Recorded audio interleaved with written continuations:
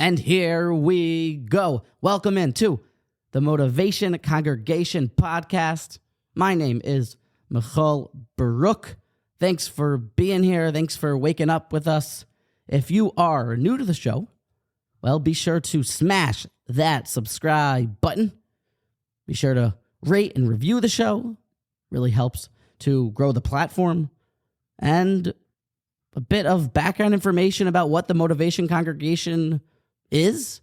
Well, it's a daily podcast that talks Torah and Musar. Each talk is 3 to 5 minutes, centered around the week's Parsha. Normally things are kicked off with Rashi's commentary with a very, very simple goal at the heart of every single talk, and that is to clearly define the basic principles of Jewish faith, or what we call here, Yesodos HaEmunah. Hopefully each talk you'll find inspiring. Each talk is crafted to motivate and to galvanize.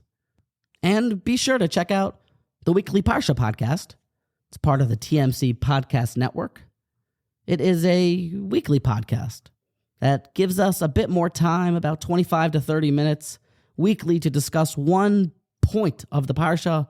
It gives us some extra time to develop the idea properly, to pepper it with proofs, and to clarify it, elucidate it, and hopefully come out with a clear and practical takeaway.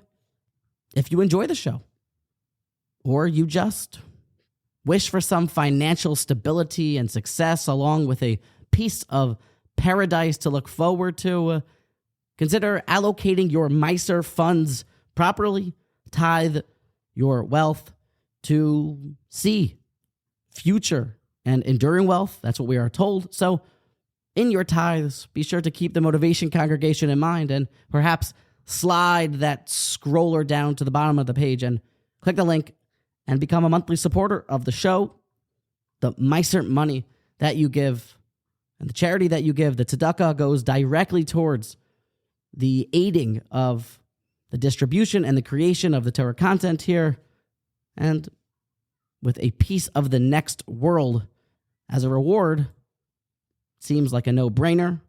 I mean, unless, of course, one is a professional scoffer, gossiper, or heretic, then maybe he wouldn't have a portion of the next world. But either way, consider allocating some of your Meiser money to the show.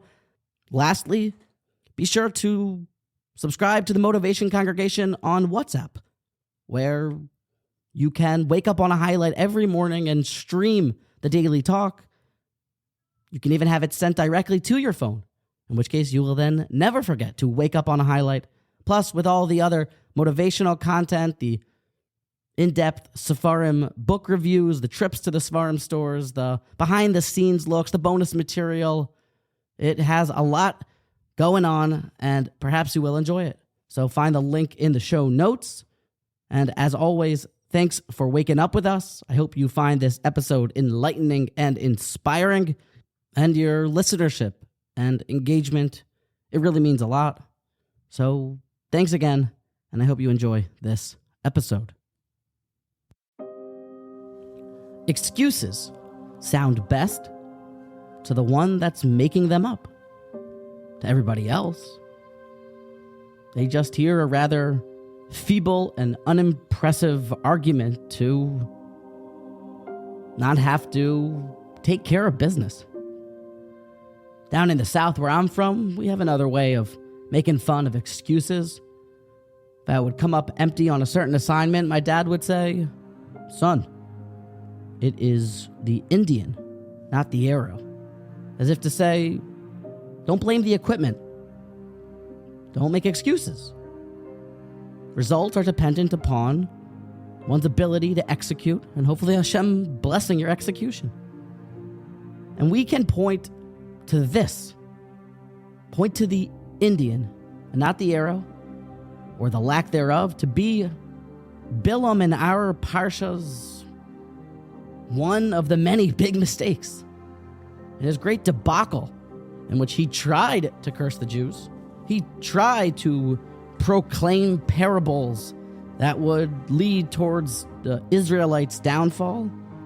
But after going up on high, on a mountain, overlooking the Jews, standing with Balak at his side, after making many karbanos to try to gain favor in the eyes of Hashem, and then opening his mouth to try to curse the Jews, before failing miserably and preaching beautiful poetry and deep, meaningful psukim about Klal Yisrael, he just takes a step back, unsure of why everything went awry, and says, it wasn't my fault. Balak, I tried. It must be the place. It must be that we're giving over these curses in the wrong makom. We gotta try to curse the Israelites on a different mountain. He blames the arrow. He blames the mountain. He blames his tennis shoes or his tennis racket, as opposed to just seeing the dead obvious truth that it's quite impossible to ever do anything that Hashem doesn't want. Hashem doesn't want you to curse the Jews. He tries again and again before going up to different mountains, shechting different animals, offering different sacrifices, and trying to proclaim different curse-filled parables. But each and every time that he fails to blame the Indian, and instead he blames the arrow. He makes up excuses. He didn't see the truth. The lesson among the many that we can take from Parshas Balak is that excuses sound best to the one that's making them up. And don't blame the arrow. Blame the Indian. Take accountability. Don't be like Bilam. And then choose to act better in the future to get the job done.